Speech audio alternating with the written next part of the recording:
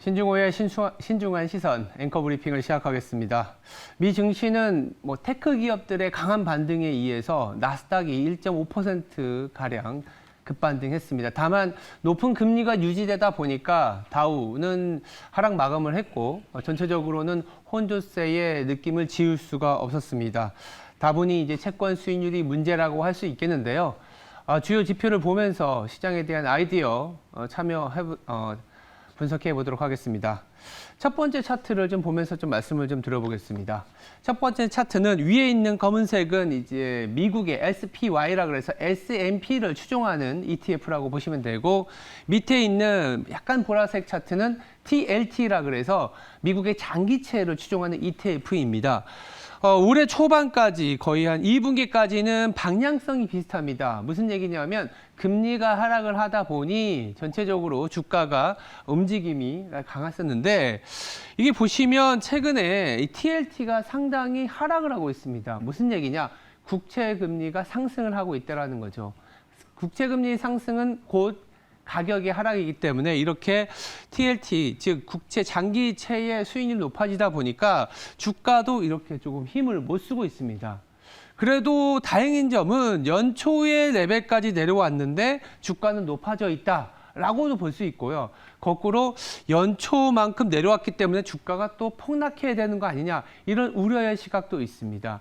지금 미국의 10년물은 4.34% 정도의 유지가 되고 있는데, 기술적으로 보면 이 부분의 레벨이 상당히 중요한 레벨입니다. 이게 소위 말해서 뚫린다면은 4.5%, 4.7%까지 또 올라갈 수 있는 상황이기 때문에 이번 주가 증시에는 상당히 분수령이 될 수 있는, 전환점이 될 수 있는 그런 주간이라고 볼 수 있겠습니다. 다행히 어제 간밤에는 미국이 테크 기업들 중심으로 실적이 이 정도의 금리 수준은 버틸 수 있다라는 그런 내성에 대한 얘기들이 나와주면서 시장이 반등이 나왔지만, 오늘 밤 그리고 내일 잭슨홀을 앞두고 계속된 변동성은 나타날 수 있다. 이 얘기를 좀 드려보겠습니다. 금리가 좀 안정을 찾아줘야 되는데요.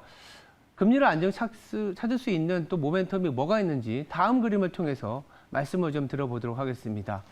자, 금리가 그동안 상승을 보였고 연준이 긴축의 고삐를 계속 조였던 이유는 무엇일까요? 미국의 경제가 상당히 좋았기 때문입니다. 금리를 이렇게 올렸음에도 불구하고 미국의 경기 침체보다는 오히려 골디락스 얘기가 나왔었던 게 상반기였는데, 아시겠지만 JP모건에서 자료를 지금 갖고 와봤는데요. 음영 처리된 부분이 얘기가 많이 나오고 있는 초과저축이라는 부분입니다. 2021년 8월에 무려 2.1조 달러에 가까운 자금이 쌓여 있었고, 리오프닝이 시작되면서 가파르게 소비가 진행이 됐습니다. 지금 6월 같은 경우에 보면요, 900억 달러 정도까지 축소됐고, JP모건의 추정에 의하면 아마도 8월이나 9월에는 다 소진이 될 것이다. 그 말은 무슨 말이냐? 높은 금리에도 불구하고 미국의 경제가 잘 굴러갔었던 게 초과저축 때문이었는데, 이제는 높은 금리를 유지할 만큼의 성장률이 나오지 않을 수 있다는 얘기들이 여기저기서 나오고 있다는 거죠. 그래서 연준은 지금까지 좋았던 상황만 보지 말고 앞으로 나빠질 상황에 대해서도 고민하자. 7월의 소매 판매도 명목적으로는 좋았지만 사실 뜯어보면 여름 휴가철에 의한 효과지 실질적으로 지속 가능하지가 않다라는 얘기들이 나오고 있습니다.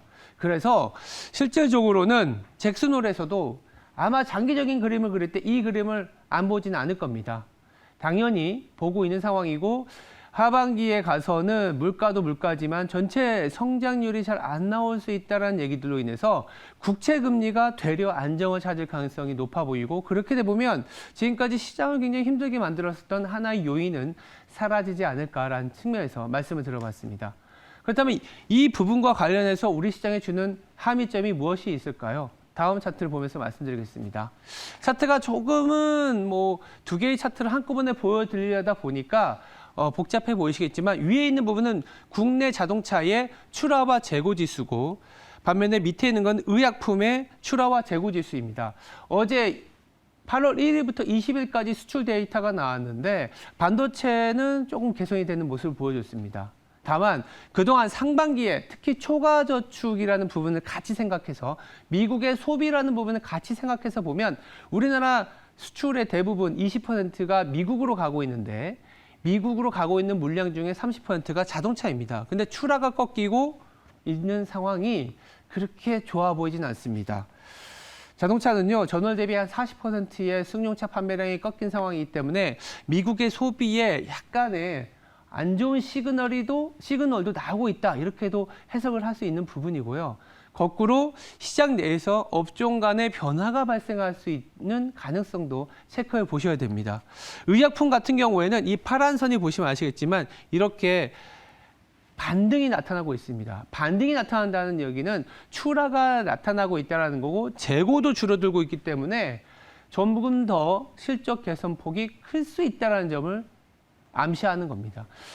그래프에는 안 나와 있지만 이런 모습을 보여주고 있는 업종이 사실 2차 전지 화학에서도 유지가 되고 있습니다. 자동차는 살짝 둔화되고 있는데 반도체나 2차 전지, 의약품에서는 그래도 반등이 나오고 있다. 출하가 잘 유지되고 있다는 점에 최근에 시장에서 흐름을 좀 체크해 봐야 될 것 같습니다. 전체적으로 뭔가 2,600까지 와서 힘이 조금 떨어지는 상황에서 미국의 소비도 조금은 고민이 되는데 이 상황에서 좀 돌파구가 될 만한 업종을 볼 때는 항상 이렇게 출하와 재고 지표를 같이 봐야 된다는 측면에서 말씀을 드려봤습니다.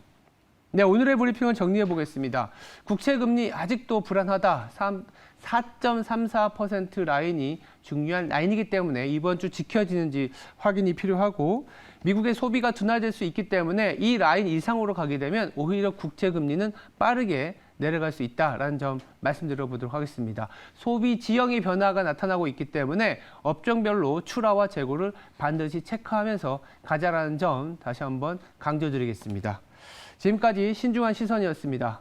오늘 하루도 성투하시기 바랍니다. 감사합니다.